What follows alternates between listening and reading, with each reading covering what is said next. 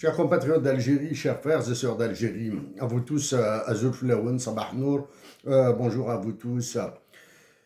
J'ai reçu de la part d'un ami Saïd Jafar dans un format PDF l'ouvrage écrit par Hussein Aït Ahmed, Mémoire d'un combattant.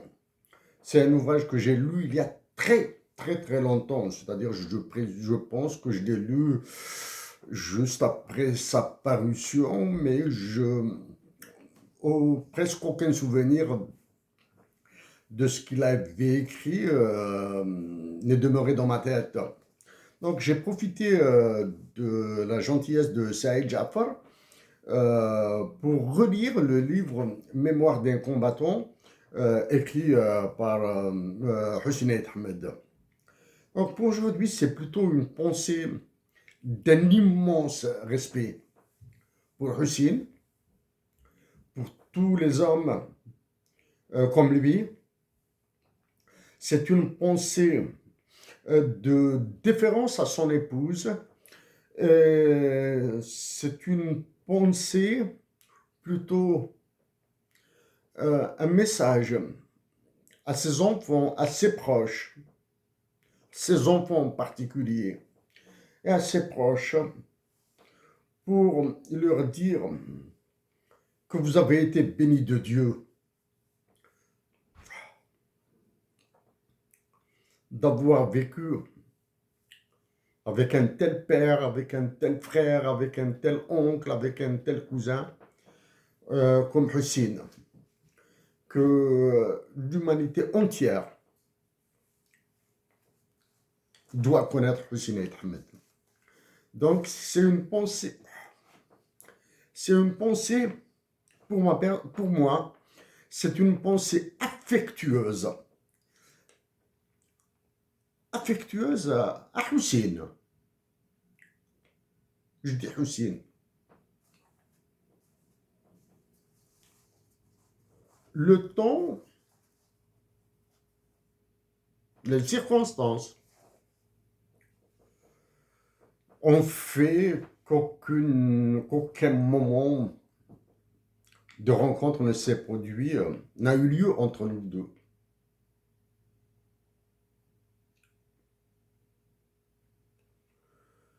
J'ai vu une seule fois Hussein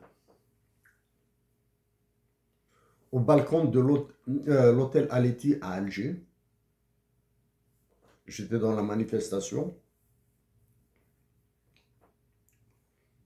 Et c'est tout. Je l'ai vu comme tout le monde dans la télévision, bien sûr, dans des vidéos que je revois, bien sûr. Mais est-ce que Hussein m'a parlé? Oui, Hussein m'a parlé. Donc, pour aujourd'hui, j'ai lu, je ne suis, pour aujourd'hui, je parlerai de Hussein Aït Ahmed, de sa vie, je dirais, amoureuse. Comment un homme comme Hussein Aït Ahmed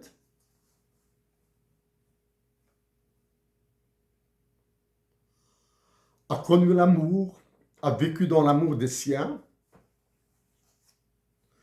Donc, je dois être, parce qu'il s'agit d'une expression de respect que je veux réaliser, que je veux dire, que je veux commettre. Donc, je dois faire attention à certaines interprétations que je ferai de ce que j'ai lu de la page à peu près 235 jusqu'à la page 250. De la page 235, c'est là où il parlait beaucoup, c'est là où il avait parlé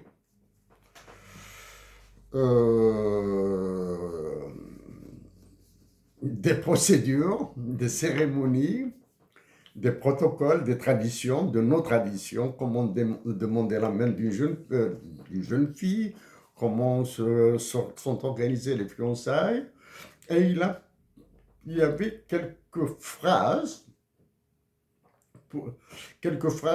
qui touchent à la politique que j'éviterai. Hein. J'éviterai de parler politique, mais que je suis obligé de citer, de reprendre pour les besoins de clarté et de contextualisation.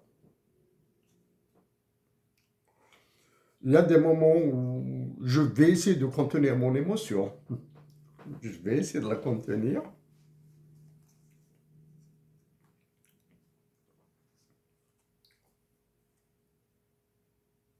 Hussein est né en 1926.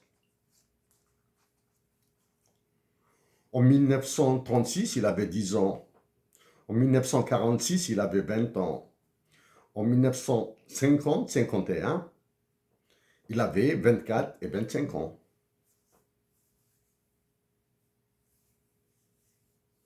« 24 et 25 ans.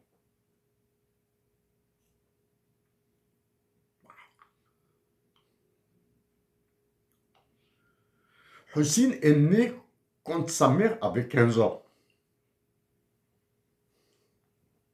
C'est lui, moi, c'est ce qui est dit dans le livre. Hussein est né quand sa mère avait 15 ans. Sa mère a été mariée à 9 ans. Elle est née à Etmelal. À l'époque, son père, donc le père de Hussein, était âgé de 15 ans. Je cite, « Miessa, la petite mariée, orpheline le jour de sa naissance, protégée par la mère, le Johar, de son mari, grand-mère de Hussein. On lui interdisait jusqu'à la puberté de jouer avec Mohamed Yahya, père de Hussein. Mohamed Yahya, comme ça, Mohamed Yahya, père de Hussein. C'est écrit à la page 211.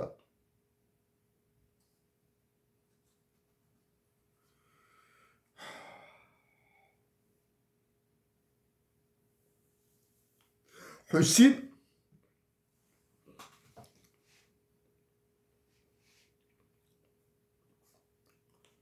avait une petite sœur qui s'appelait Leila.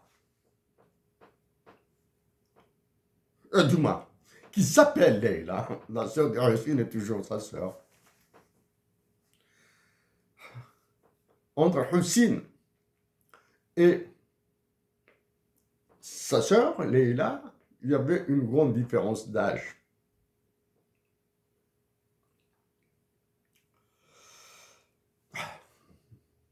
Elle était témoin quand ses parents sont partis chez les Tudert à Alger pour demander la main de leur fille, de la fille des Tudert, à Hussein, bébé âgé de quelques mois, témoin des fiançailles, de toute la cérémonie de son frère. Hussein.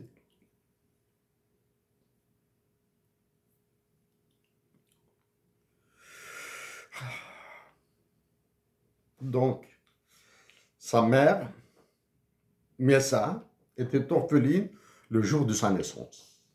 Elle a été protégée par le Johar.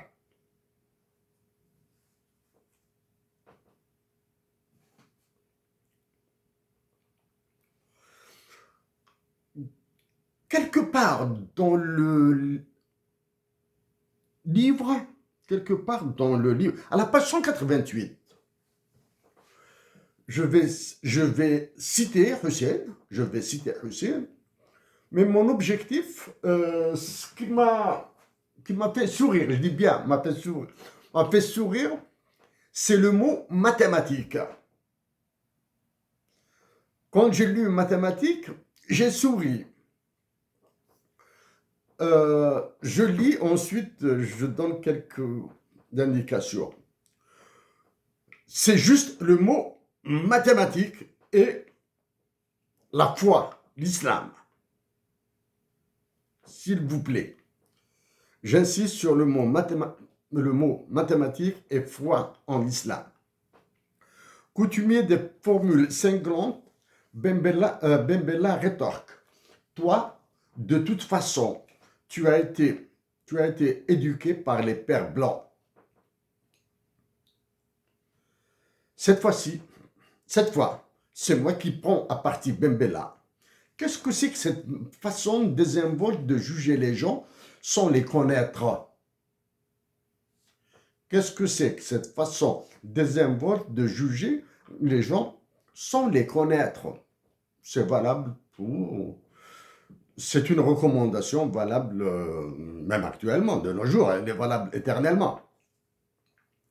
Si Ait Medri a fait ses études secondaires chez les pères blancs, c'est parce que sa famille, très pauvre, ne pouvait en assumer les frais. Donc, en prenant la défense d'Ait Medri, qui a fait ses études chez les pères blancs à cause de la pauvreté, il s'est révélé, parlons de Ait Medri, le plus brillant mathématicien de sa promotion. Le plus brillant mathématicien de sa promotion. Je continue la lecture, je cite. Et ce milieu scolaire ne l'a pas empêché d'être un scrupuleux pratiquant de l'islam, ni de développer lucidement une conscience laïque des problèmes politiques. Donc, Ait Medri était un brillant mathématicien et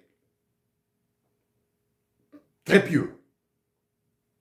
Et il était laïque, était très fin dans ses positions politiques, nuancées. Voilà, au moins ça. Parlons, donc, durant la guerre de libération nationale, tous ces lycéens, tous ces collégiens qui ont aidé parce qu'ils savaient écrire, parce qu'ils savaient construire un raisonnement, parce qu'ils étaient lucides, parce qu'ils étaient brillants, mais probablement timides, ou bien un peu peur, qui ont un peu peur de s'exprimer face à des personnes plus hautes, plus sages, plus fortes physiquement probablement, etc., ont aidé beaucoup notre pays à avoir son indépendance. Et même s'il était scrupuleux dans sa pratique religieuse, Ait Medri a développé lucidement une conscience laïque des problèmes politiques. Ça, ce sont les mots de Hussein. Je me permets de... Je me permets, non, je le dis, je le fais.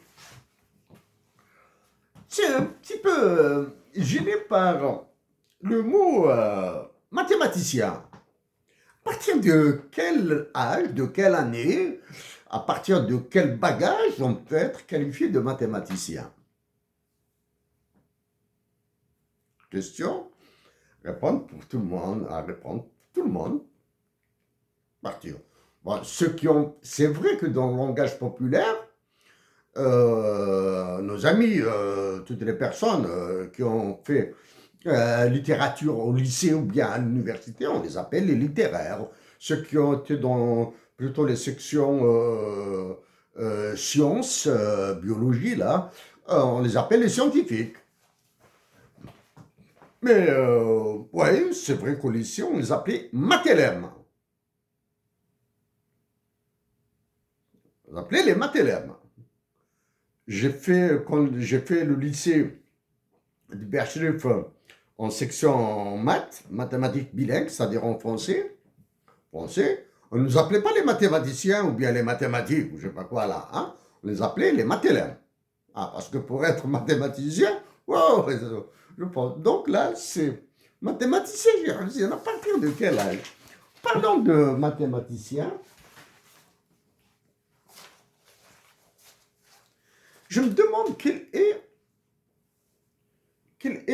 la qualité des contenus pédagogiques à l'époque d'Aït Medri, de Hussein Ahmed, etc. hein. La qualité des contenus pédagogiques en mathématiques. Donc, j'ai fait mathématiques en Algérie. J'étais plutôt proche des faibles que des meilleurs. Hein. Des faibles en mathématiques que des meilleurs camarades en mathématiques. Il faut casser ce tabou-là. Ce ne sont pas toutes les personnes qui ont fait mathématiques ou qui ont fait médecine ou qui ont fait droit qui sont brillantes. Dans un cours de mathématiques, dans un cours de droit, dans un cours de littérature, de philosophie, d'histoire, ou d'économie, tiens, d'économie, etc. Ah, il y a toujours les brillants, il y a toujours les moyens, il y a toujours le reste, là. Hein. Maintenant, une fois diplômé, on ne dit pas que c'est un diplômé de seconde zone ou de troisième zone, etc. Il est médecin, il est avocat, il est magistrat, il est procureur, il est économiste, il est enseignant, il est ceci et cela. Hein. Ben, c'est le cas. Donc, parlons donc de mathématiques. J'étais au lycée en mathématiques. J'avais mes camarades très proches. Il y avait les camarades de la classe. À certains, je parlais, à d'autres, je ne parlais pas, ou du moins, j'échangeais très peu avec d'autres. C'est-à-dire, nous nous regroupons par affinité. Affinité. Je m'asseyais à côté de Nordine. J'ai déjà dit auparavant, mais je le répète aujourd'hui, c'est pas grave. Nordine Bensrer, nous asseyons à la dernière table. Dernière table, c'était pour nous. Une seule fois, on m'a ordonné d'aller vers la première table. Je l'ai fait. Je pense que ça a duré 1 heure. Il est hors de question pour moi d'être à la première table. Retour à la dernière table, sinon je quitte la classe. Ça, je l'ai dit à l'enseignant. Et ou je reprends ma place à la dernière table, ou je quitte la classe. Mais donc Nordine Bensrer, intime, que j'ai perdu de vue. Il est venu au Canada, ensuite il est reparti en France. Nordine n'était pas brillant en mathématiques. Nordine n'était brillant ni en mathématiques ni en physique. Nordine n'était pas intelligent en mathématiques ou en physique. La mathématique et les sciences physiques, la physique plutôt, la mathématique et la physique avaient peur de Nordine. Nordine, je persiste à dire, à le répéter. Nordine est un surdoué. Je parle de Nordine Bensrer de Kouada. Nordine Bensrer était un surdoué.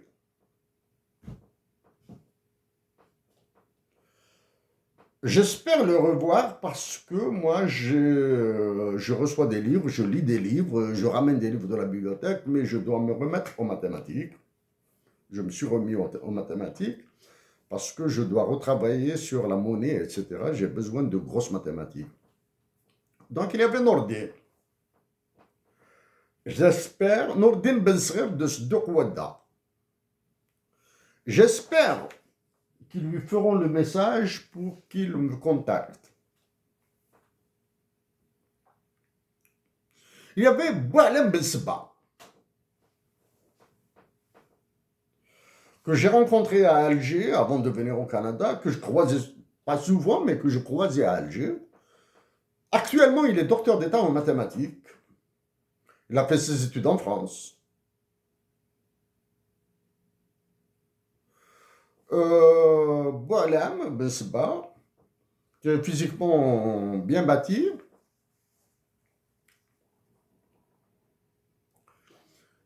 C'était un lycéen nonchalant, nonchalant, nonchalant dans sa démarche, etc. Très simple, très simple. Mais il était nonchalant, on voyait pas, sa brillance n'était pas, la brillance de Boalem n'était pas aussi visible que celle de Nordin. Avec Boalem, nous avons joué ensemble au volleyball et au handball au lycée. Bah, bien sûr, bon, grâce à sa carrure, là, Boalem avait sa place surtout au handball. Handball, moi je jouais au volleyball. Donc, Boalem Bisba, Akboussia, Darbo. J'ignore où est-ce qu'il est maintenant. Ça me ferait énormément plaisir de reprendre attache avec lui parce que j'ai besoin de ces mathématiques à lui, là, de ces mathématiques de docteur pour travailler sur la monnaie. Actuellement, j'ai la chance d'avoir un beau-frère, bon, du moins, l'époux d'une cousine, ici au Canada. Il est venu récemment s'installer, il est docteur en maths. Docteur en maths, Lamine, c'est le mari à ma cousine Latifa, la fille d'Amouhan. Là, avec Lamine, dès que la charge de travail sur mon pays, sur l'Algérie, baisse un petit peu, je prendrai en contact avec lui, avec Lamine, pour essayer de modéliser un petit peu tout ça. Donc ça, c'est pour les mathématiques. Et c'est une pensée affectueuse, du moins respectueuse, à Eitmedi, cité par Hussein. Hein, cité par Hussein. Maintenant, je maintiens que je suis à niveau mathématique est plutôt bas, hein, il est plus bas. Bon, quand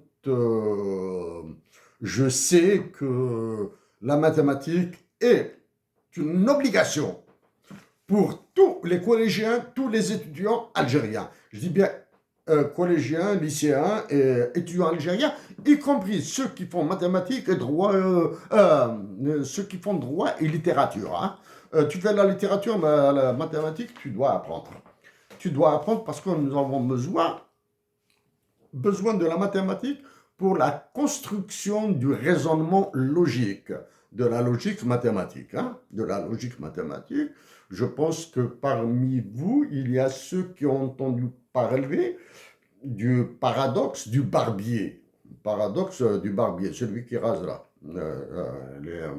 Les autres, le paradoxe du barbier, rendu célèbre par Bertrand Russell. Bertrand Russell est un mathématicien, c'est un prophète de la mathématique. C'est un prophète de la mathématique,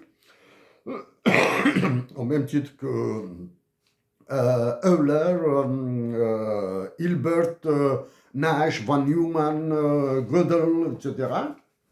Donc, c'est un prophète de la mathématique, Russell.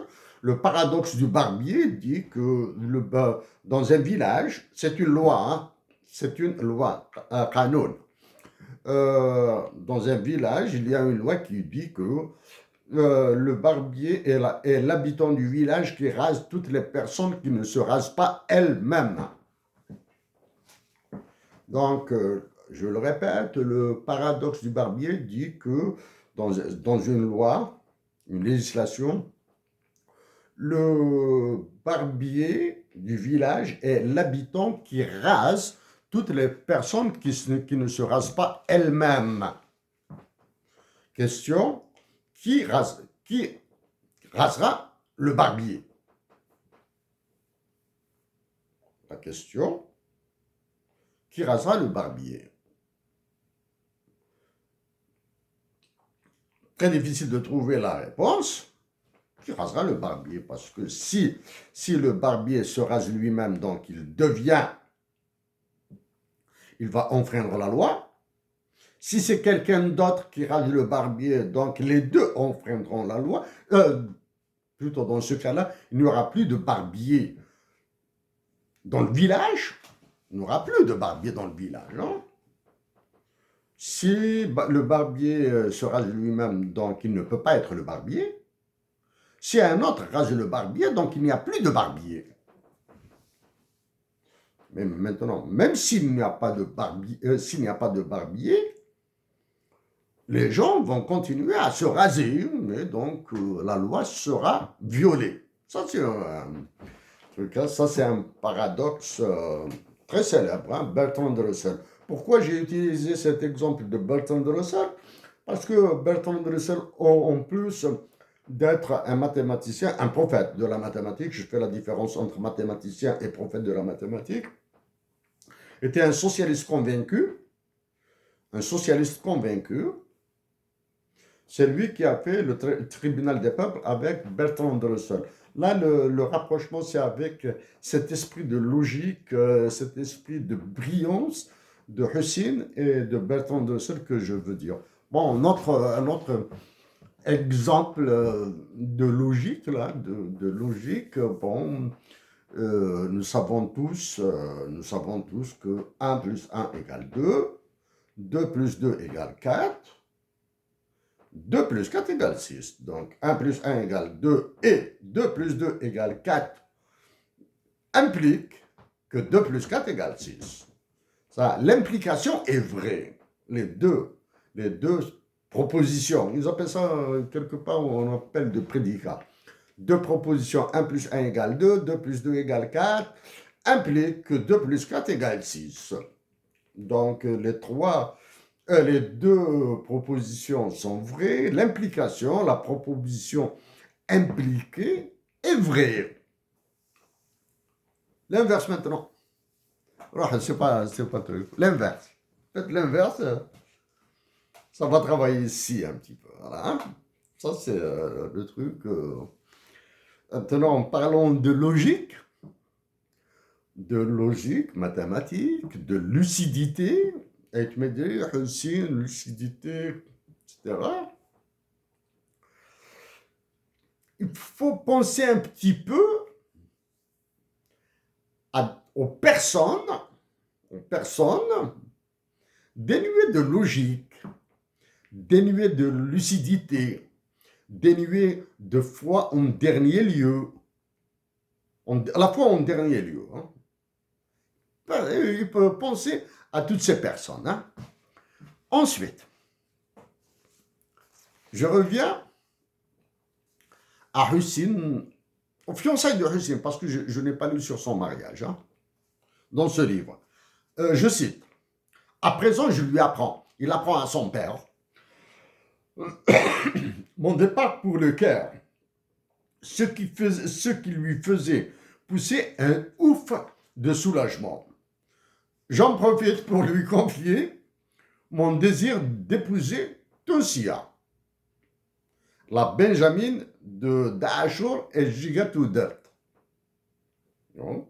Mon désir d'épouser Tosia, la Benjamine de Dahashur et Jigatoudert. Madame Hussein Ahmed,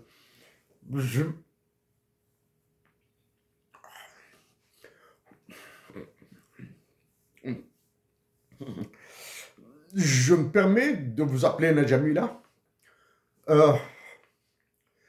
mais c'est en relisant ce livre, le livre de Hussein, que je découvre que votre premier prénom est Tounsia.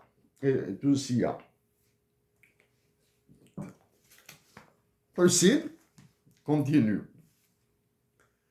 Elle est très intelligente, bien élevée, dis-je. Par pudeur, je n'ose pas ajouter. Et surtout, très belle.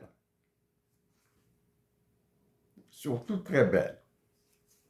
Au départ, j'avais parlé de la petite sœur Leila de Hussein.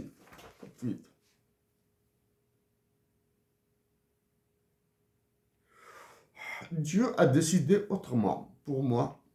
J'ai eu une petite sœur, Samira. Rappelez que Dieu a rappelé quand elle avait 2 ans et demi.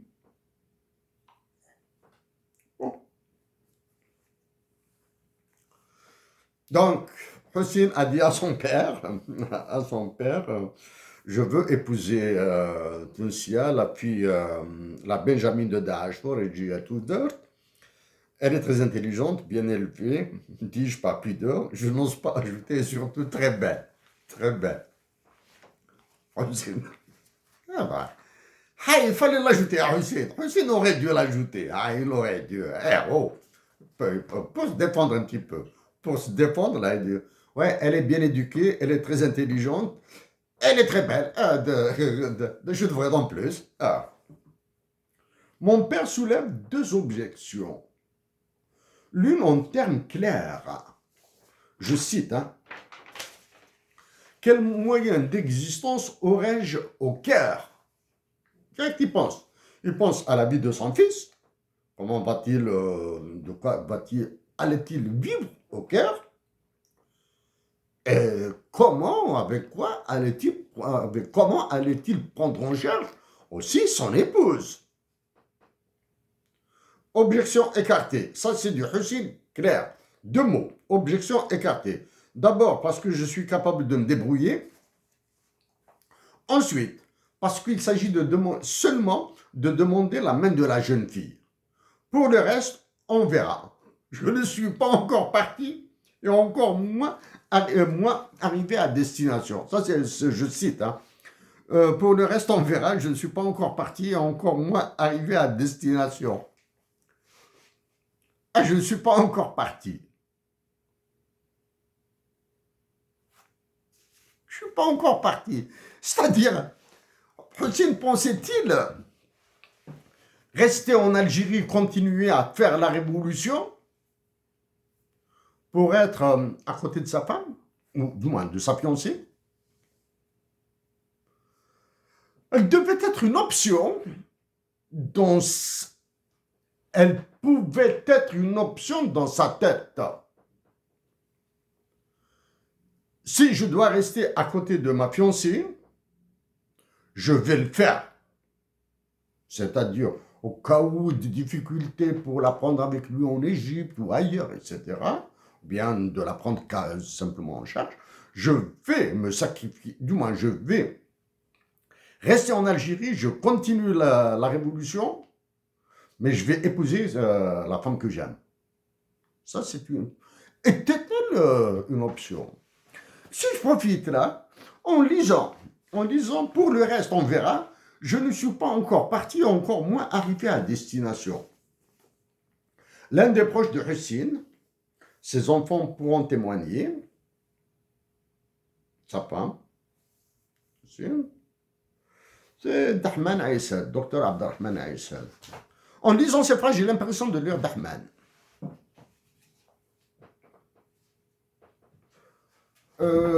M'excuse ici, voici Hussein, ses deux garçons, sa fille et son épouse à côté de lui. Dans cette photo-là, je vais l'agrandir un petit peu.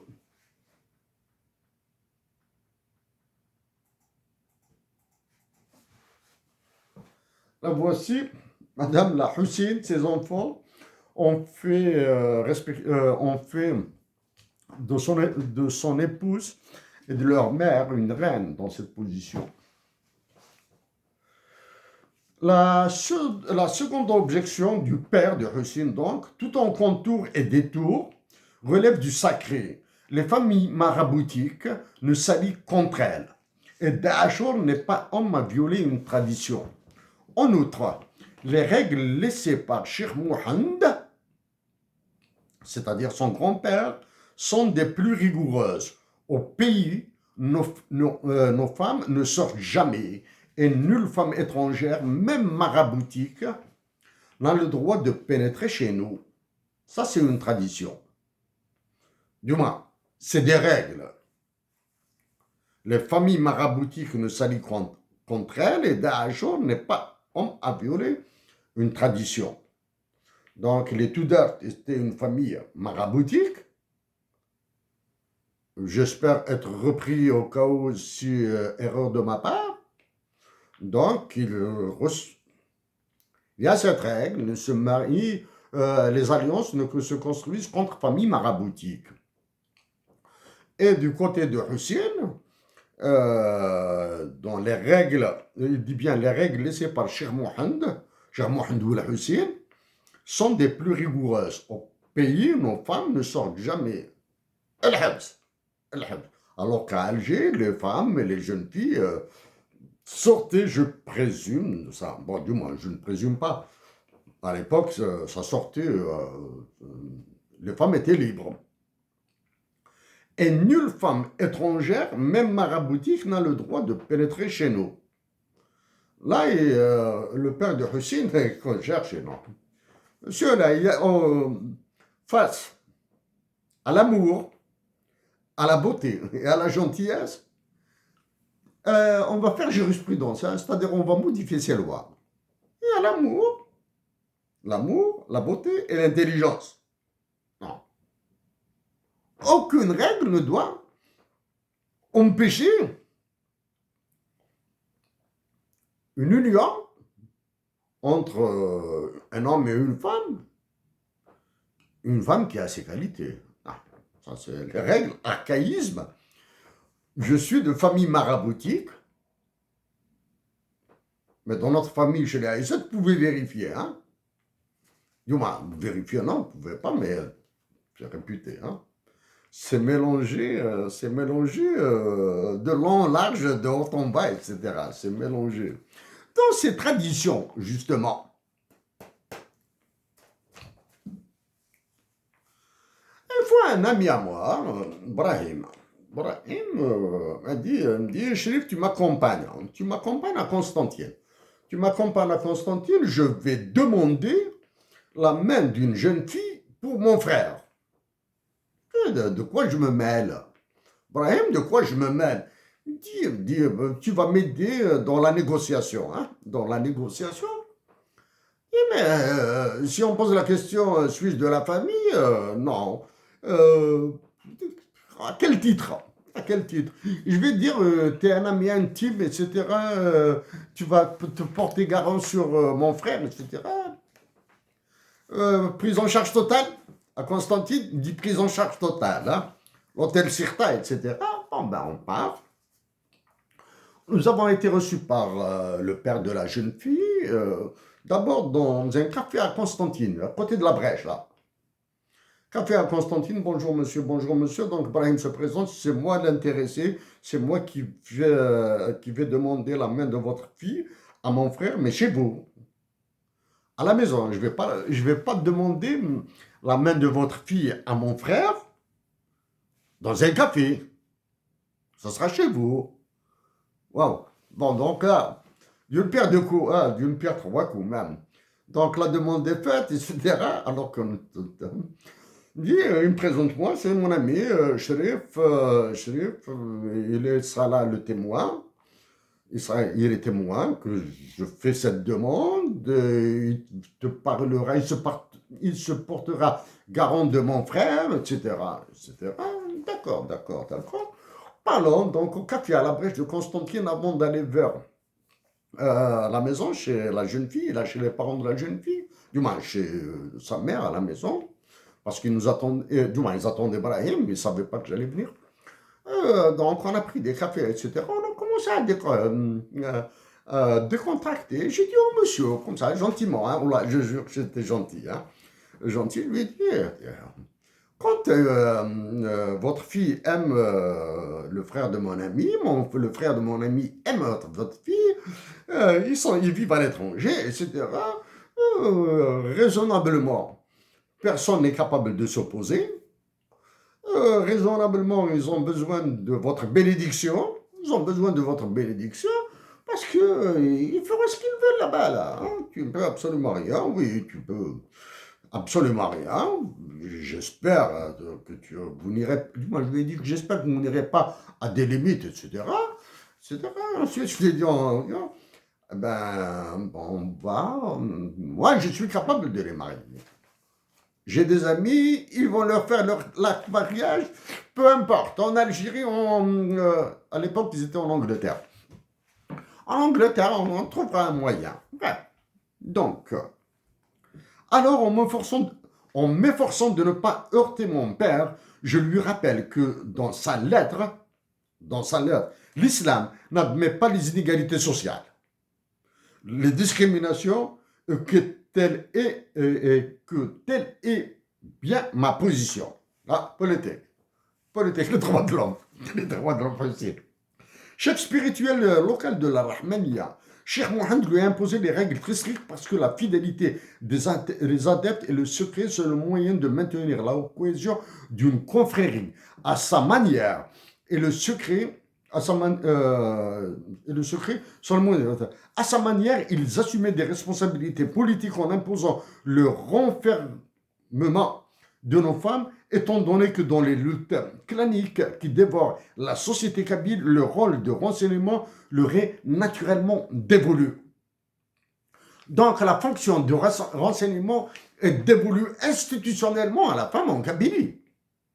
Donc elle est qualifiée de mégère, etc. C'est institutionnellement. C'est dévolu à la femme. Hein. Bien sûr. La fidélité des adeptes est le moyen de maintenir la cohésion d'une confrérie. Ça, oui, bon, ben, il faut qu'ils aient la même école, là. Il faut qu'ils aient. Les adeptes doivent aller à la même école. Maintenant, pour la Rahmaniya. La Rahmaniya, à Siddour toujours, Cheikh Haddad. Cheikh Haddad. Le frère du révolutionnaire, l'Haddad.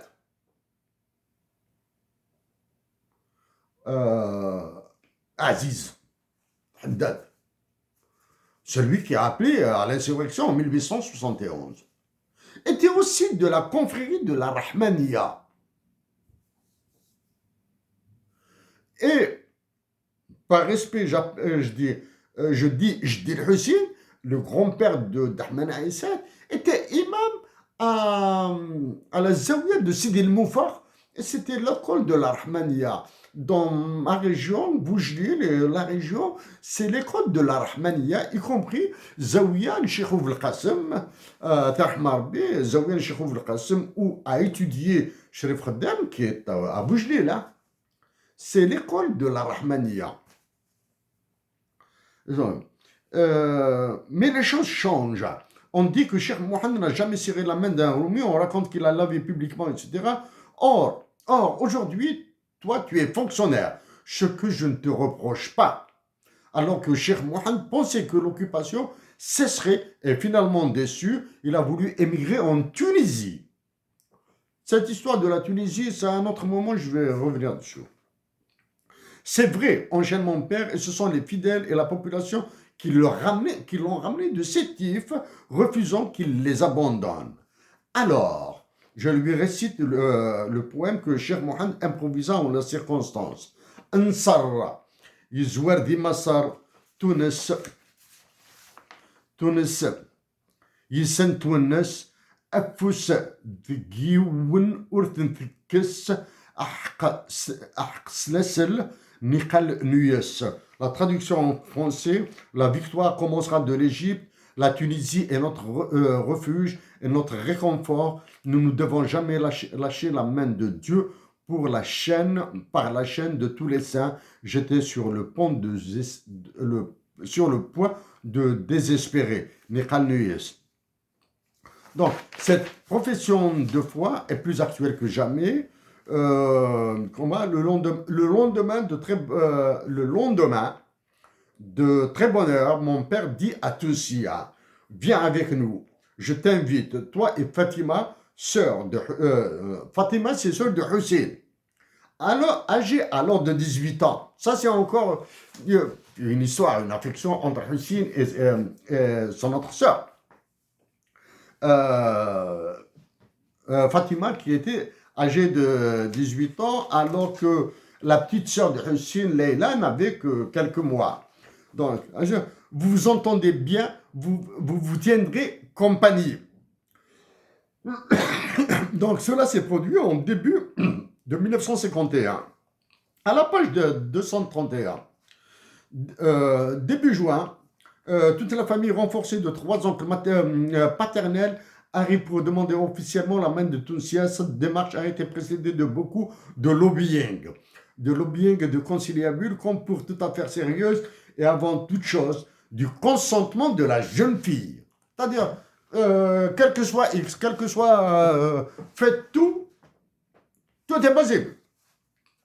Mais les conditions,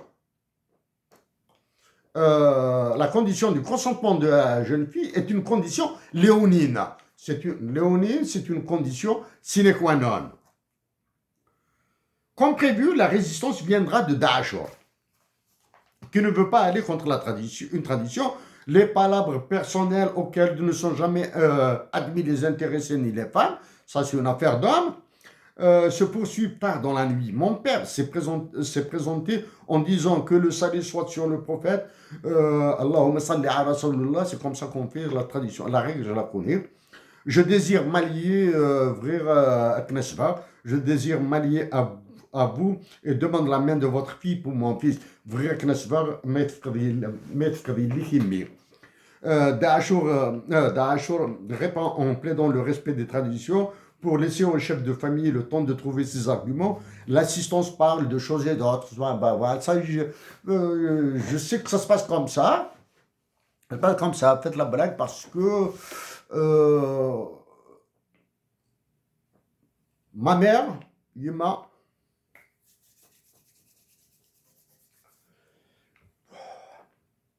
s'est mariée quand elle avait 13 ans. C'était en 1951.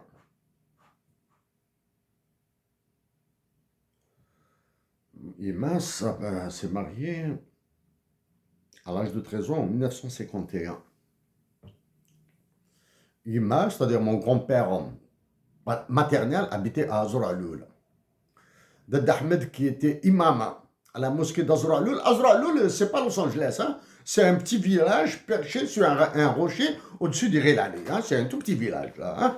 La mosquée d'Azra'aloul, elle fait, on va dire actuellement, avec les extensions, elle doit faire maximum 30 mètres carrés là. Hein? 40 mètres carrés, on exagère un petit peu, c'est tout. Hein?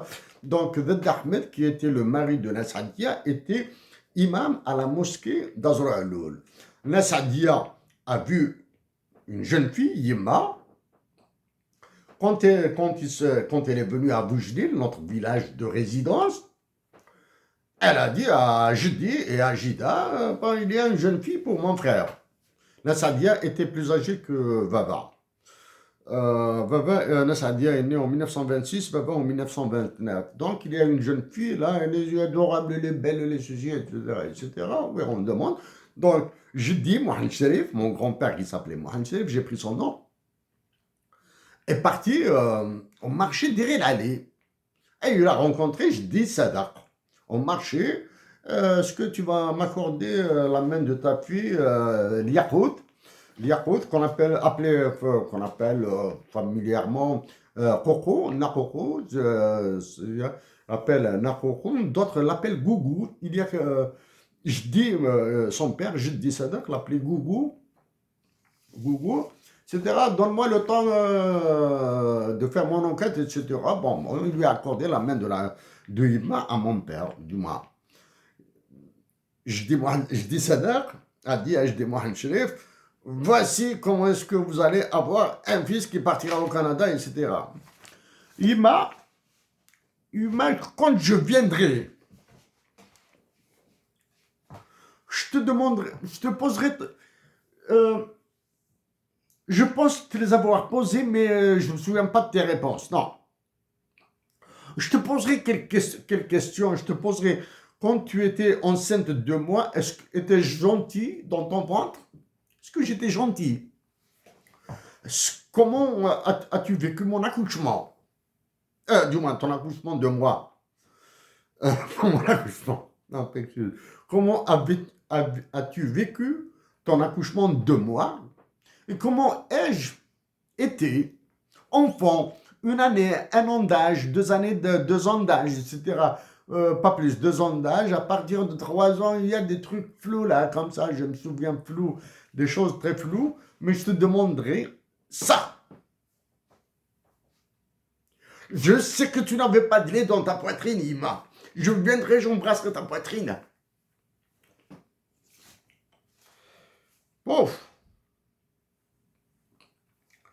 Dajo, donc je continue. Après plusieurs contre-offensives infructueuses, c'est-à-dire le père de Russie, il a essayé, ça ne marchait pas. Mon père sort de la pièce et vient me consulter. Que faire, me dit-il. Dajo ne veut pas. Ce n'est pas un refus simulé. Il craint pour les siens, c'est-à-dire c'était un refus sûr là, bien sonné, bien pesé. Hein. Il craint pour les siens, c'est-à-dire Daashur avait des réticences sur sa propre famille, sur les condiratons, etc. Les conséquences d'une violation de la tradition, c'est-à-dire ce qu'il y aura d'Aoussou. Si je viole cette tradition, quelle malédiction tomberait sur ma famille. Hein. Voilà. Je l'engage à poursuivre. C'est nous qui sommes demandeurs, qui ouvrons la porte, ce n'est pas lui qui l'a démolie. Waouh, ça c'est dur. C'est nous qui sommes demandeurs, qui ouvrons la porte, ce n'est pas lui qui l'a démolie. Après tout, nous sommes tous des musulmans. Cheikh Mohammed n'était pas né saint. C'est-à-dire le grand-père de Hussein Ahmed, Cheikh Mohammed, n'était pas né saint. Il l'est devenu. Auparavant, il était un Kabyle comme tous les autres. Le consentement du père de Tunisien est finalement arraché au finish. Hein. C'est vraiment, ça eu pas au finish. Hein. C'est du sprint, hein. C'est un sprint là. Hein. Finish. Mais je ne pense pas que les arguments y ont été pour quelque chose. Il faut connaître la psychologie dans laquelle baigne ce type de tractation sociale. Il y a un seuil d'honneur à ne pas dépasser, d'un côté comme de l'autre. Une acceptation rapide risque de faire un bon marché d'un être cher, une obstination dans le refus d'être ressenti comme un discrédit, une humiliation. C'est-à-dire, c'est un équilibre de nage là. Hein? Il faut trouver un équilibre, et c'est un équilibre de nage très difficile à trouver là. Hein? D'un côté, wow. Daashur, donc connaissait Hussein puisqu'il l'a hébergé, il l'hébergeait, il connaissait la fouille, il connaissait la prestance de l'homme, il connaissait ce qu'il y a. Et la réputation de Cheikh Mohammed Hussein et de la famille, puisqu'ils étaient tous kabyles, hein, etc., était assise. Donc l'équilibre de nage entre un seuil d'honneur à ne pas dépasser et l'humiliation, un terme assez fort utilisé par Hussein, assez fort, non, il faut le prendre naturel. L'humiliation, nashama, un hacham, donc c'était un équilibre de nage dans lequel il fallait jouer. Les deux parties devaient jouer. Les équilibres de nage, ils sont très bons dans des situations sociales comme ça. Une acceptation rapide risque de faire bon marché d'un être cher. Ça, c'est quasiment, ce n'est pas une loi, on va dire, c'est un axiome. Hein? Demander la main d'une jeune fille à un homme ou à une femme ou à une famille et qui vous accepte immédiatement, c'est Mohamed. ماشي تخسي ماشي تخسي نتسقط على الزنزداو il faut montrer un petit peu, il faut manœuvrer un petit peu. En entendant la Fatiha, qui clôt la cérémonie coutumière, le reste de la famille contient difficilement la joie. Tout le monde était heureux. Les yeux stridents sont vite étouffés par les interventions masculines. Comment annoncer avec fracas un événement qui doit rester caché? L'événement doit rester caché. C'est-à-dire protéger la famille, protéger la femme, maintenant la fiancée de Hussein. On fera tout de même une entorse à la clandestinité, en sacrifiant un mouton. Le père de Hussein et sa maman sont venus avec un mouton. C'est-à-dire, on a rappelé le mouton. Ça, c'est un peu truc. C'est-à-dire, le père de Hussein, dès le départ, il avait joué, il avait bien joué. Ahmed, je suis venu avec un mouton. Ce mouton, il va rester ici chez toi. Et moi, je prends la jeune fille pour mon fils. J'ai ramené le mouton. هذاك سخمي مراكز اروح هكا 10 مرة كنا تونس. On fera tout de même une entorse. Mon père, il procédera lui-même pour bien montrer que sa fonction ne lui a pas fait perdre ses manières paysannes. Ah, elle est là, la phrase. Tu te rends compte s'ils avaient remporté leur mouton, dit Jean riant à Fatima au cours du repas. Fatima est la sœur de Hussein. La sœur, elle avait 18 ans à l'époque. Hein, donc, Hussein, donc, il avait 25 ans. Donc, il y a 6 ans de différent âge entre Hussein et Fatima. Avec ma sœur, je peux plaisanter de la sorte, car jusque dans la clandestinité, elle a un humour à toute épreuve. La sœur de Hussein, qui s'appelle Fatima, a un humour à toute épreuve, c'est-à-dire même dans les moments les plus durs, la répression, la guerre, la violence, etc. On garde de l'humour, on garde l'humour, donne un sens à la vie, ok, à la vie au quotidien, au jour le jour, à la minute, hein, minute par minute, minute après minute, là. C'est l'humour, et on verra un peu plus loin, là. Fatima, donc, la sœur aînée de Hussein, pas plus aînée que lui, elle avait 18 ans.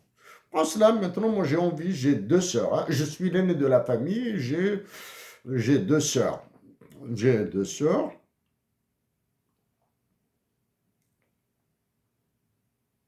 Ma grande sœur, c'est le modèle de la bonté, c'est le modèle de la générosité, c'est le modèle de la bonté, de la générosité, de la compassion. Elle a fait son hajj, le hajja. Devant elle, bon, nous blaguons à fond, hein, nous rions à fond. Nous rions, nous blaguons à fond. Mais il y a toujours une petite distance. Hein, il y a toujours cette petite distance avec ma soeur aînée, que j'embrasse, bien sûr. Hein, j'ai une petite soeur. Quand je dis j'ai une petite soeur, elle a de fortes chances d'être grand-mère bientôt. Hein. Ma petite soeur, simple. J'ai peur d'elle. Ça, elle est plus petite que moi. Hein. Il y a une bonne différence d'âge. Simple. J'ai peur d'elle. Elle me donne des ordres. Mais parce que je l'aime beaucoup. Du moins, je l'aime beaucoup. J'ai l'impression que je l'aime trop. Je l'aime tellement qu'elle me fait des misères. Elle me donne des ordres. Fais ça, fais ça, fais ça, fais ça. Ne fais pas ça, arrête. Et ce qu'on me donne, c'est toi qui vas venir me chercher. C'est toi qui me feras ça. À chaque fois que je pars quelque part, ne m'oublie pas. Imam, mes petites sœurs, je vous adore toutes les deux. Et vous me manquez. Les Tudor ont tenu à la garder près d'eux. Donc les Tudor, les parents de Tounsia, ont tenu à garder Fatima auprès d'eux. Et elle me facilite la vie. Elle me facilite la vie en me rendant mes services. Hein. C'est Fatima qui rend des services à Hussein, à son frère. Dans le livre, c'est écrit ne, hein, pas en. Hein. Ça, il y a très peu de coquilles, très peu, vraiment très peu de coquilles dans l'écriture de Hussein. Ah, qui peut écrire comme lui, là? En fait, je profite, là. J'ai cherché au moins une dizaine de mots dans le dictionnaire. Je ne connaissais pas. Le blanqui. Qu'est-ce que c'est le blanqui? Le pilani, le guaman, le gouzet. C'est pas le pila, c'est le grand bassine en acier. Le blanqui et d'autres mots. Hein? J'ai cherché dans le dictionnaire. Les Tudor, elle et Tunisia se sont liés d'amitié avec une voisine d'origine espagnole qui leur apprend la couture et la broderie, sans compter les inévitables échanges de recettes de cuisine. Makla, makla. Oh, wow. J'ai vu une photo de Hussein, salle à manger de Hussein, une photo comme ça. Oh, le service était bien, bien réglé là. Hein. C'est un restaurant 5 étoiles. Hein. Comment sont agencées les assiettes. J'ai vu une fois sur une photo. Hein. La société civile de cette mosaïque babouadienne se moque des grands jeux politiques lesquels elles décideront de ça dessiner. Cette heureuse réunion de deux familles se prête à donner un second prénom à ma fiancée. La c'est ma fiancée maintenant. Hein. Tunsia Tudert est ma fiancée. Ah, ben, vous imaginez comment il parle là. Hein. Ce n'est pas à proprement parler une coutume, mais un usage répandu. Ce n'est pas une coutume, mais un usage répandu dans nos villages et nos villes. Tout le monde tombe d'accord sur Jamila. Maintenant, on voit comment est né le prénom de Jamila, comment le prénom Jamila a été ajouté au prénom Tunsia, la belle Jamila, qui complète et heureuse celui de Tunsia et qui lui va à merveille. Qui lui va à merveille en disant et qui lui va à merveille. C'est bon. Subtilité pour subtilité, finesse pour finesse. Es-tu obligé d'ajouter ces mots et qu'il lui va à merveille? Tu l'as dit au début qu'elle était très belle. Qu'elle était intelligente, gentille et très belle. Est-ce que tu es obligé de rajouter à ça? Bien sûr, Hussein, si tu étais là, tu me dirais, finesse pour finesse, sois un peu plus fin encore. C'est ma façon de le dire dans ce livre, encore une fois, de dire à ma femme que je l'aime, mais qu'elle est toujours belle. Toujours très belle. Ah, ça, finesse, ça fait de ça. Et Gibran Khalil Gibran ne disait-il pas dans son adresse à Dieu, إنك الجمال تحب الجمال وكيف عبادك لا يعشقون. Tu es la beauté même, tu aimes la beauté, et pourquoi tes créatures n'en tomberaient-elles pas amoureuses? Ça, c'est Gibran Khalil Gibran. C'est l'auteur Al-Ajniha Al-Mutakassira, les ailes brisées, et le prophète, Al-Nabi, là écrit, je les ai lus en Algérie. Ah, très beau. Mais ces vers de Gibran Khalil Gibran, qui a vécu aux États-Unis, qui est mort aux États-Unis, qui était très, très, très malade. Aux États-Unis, il a été pris en charge par une Américaine assez aisée financièrement. Ces vers ont été écrits par la femme qui l'avait aimé et qui l'aimait, mais qui ne pouvait pas aimer réellement. C'est la poète Maïziada. Poète, s'il vous plaît, ces histoires-là de mots inclusifs, moi je m'en balance là. Hein. La poète Maïziada. Maïziada était dingue de Gibran Khalil Gibran. Gibran Khalil Gibran l'aimait, il ne pouvait pas repartir au Liban. Au Liban, Gibran Khalil Gibran a vécu une histoire d'amour très... L'américaine qui l'avait pris en charge l'aimait beaucoup, mais il savait qu'il aimait même Maïziada. Je cite, « Quand je me reporte à ce grand jour, à cette atmosphère quasi surréaliste, de rêve éveillé, rejetant le cauchemar dans la nuit, de réalisme volontariste, se moquant des réalités terre à terre, de tradition vivante parce que toujours mouvante. La tradition est mouvante. Je rends hommage, je suis ému, hein. Je rends hommage à toutes celles et tous ceux qui ont rendu possible notre union. Ils rendent hommage dans un livre. Je rends hommage à toutes celles et à tous ceux qui ont rendu possible notre union. À toutes ces personnes, Ah, vous êtes bénis, vous êtes bénis, hein, wow. C'est Ahmed qui vous rend hommage dans un livre. Vous êtes bénis, là. Vous êtes bénis. Faites ce que vous voulez. Vous êtes bénis. Hein. Je pense particulièrement à ces deux sœurs. La veille du jour J, de la séparation. Hein. Séparation entre guillemets, c'est moi qui l'ai ajouté. La veille du jour J. Le jour J, c'est son départ vers le Caire. Kaba. Kaba, c'est un révolutionnaire à lui. Un révolutionnaire comme lui, qui s'est occupé de lui, qui s'est occupé de son voyage, qui vient d'arriver par avion. Kaba, Mohamed Kaba, Ahmed Kaba, qui est parti de France à Alger pour aider Hussein et Ahmed à partir au Caire.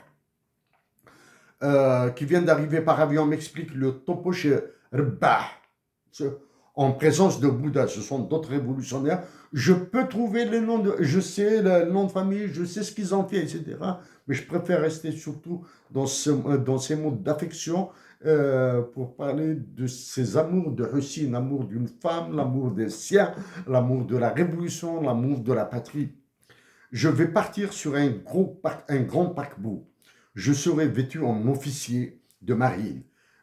Et vers 1h du matin, m'attendra à l'entrée du port et me fera monter à bord. Donc, Hussein partir publiquement en tenue d'officier de marine en France sur un paquebot.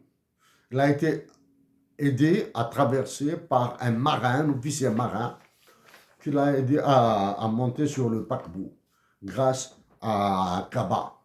Grâce, bien sûr, habillé normalement avec une tenue d'officier de marine, etc.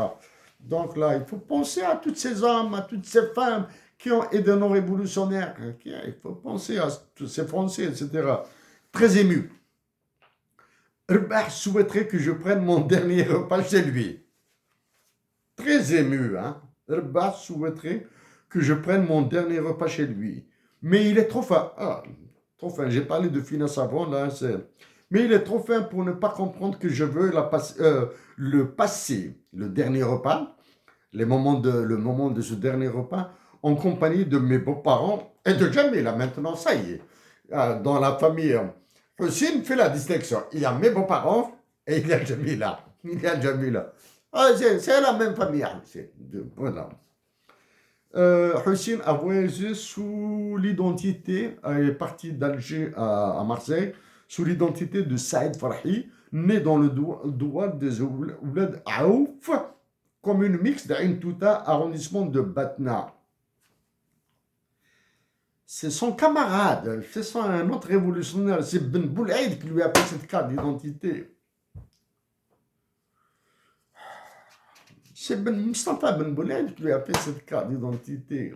Je vous recommande de lire, j'ai pas envie de... Il y a des anecdotes extrêmement lourdes, anecdotes au sens d'événements, des petits détails, extrêmement lourds de sens dans ce livre de Hussein et Ahmed. J'ai appris en fin avril, donc il est parti d'Alger à Marseille, de Marseille à Paris. Ensuite, fin avril 1952, il a eu ses papiers de Genève, de la Suisse, l'ambassadeur d'Égypte à Genève, qui l'a fait embarquer sur un machin. Il a raconté tout ça dans le livre.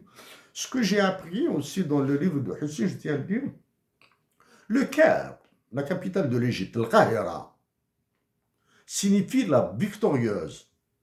Et Hussein a fait le lien avec les deux villages de Zaid Frausen, du côté de l'Arba'anat Yiratel, Fort National, qui porte le nom d'Al-Qahra et Misr. Le Qahra, je sais qu'il existe, le Qahra, parce que je passais à côté, hein, pas loin du moins. Quand je rentrais d'Alger par Tizi Ouzou, à Béjaïa, quand je partais d'Alger à Béjaïa par Tizi Ouzou, bien même chez moi, en passant par la Tizi Ouzou, par l'Arba'anat Yiratel, ou bien par Ain Hammam, ou bien par Iri Moula, Tebouda, en passant par Tebouda, à Zazga, là, je vois la plaque El Qahra. Mais, et Mesr, Égypte, je ne suis jamais tombé sur ce nom de village Mesr en Kabylie personnellement, mais El Qahra, je sais. Donc voici le lien entre El Qahira et El Qahra en Kabylie. Hein, donc, Donc, chers compatriotes à vous tous, je vous souhaite une bonne Jumu'ah parce que je vais aller faire ma prière à la mosquée. À la mosquée, message. Pour le 15 décembre 2025, pour la commémoration du départ de Hussein Ahmed. Je suis prêt ici à Montréal, à Ottawa, peu importe où. À Toronto même. Toronto même. Donner une conférence universitaire. Je dis bien une conférence universitaire. Pour les interventions musclées, ça c'est mon affaire. Une conférence universitaire en relation avec la vie de Hussein Ahmed et ce qui se passe actuellement dans notre patrie. Je dis bien, ce qui se passe actuellement dans notre patrie. Je veux rester sur cette pensée affectueuse, respectueuse à toute la famille de Hussein Ahmed. Tous mes amis. Je tiens à m'excuser si ma langue a fourché. Je tiens à m'excuser auprès de la famille de Hussein Ahmed si ma langue a fourché. Ma langue a fourché. Je tiens à m'excuser, je tiens à m'excuser, je tiens à m'excuser. Et merci à vous tous.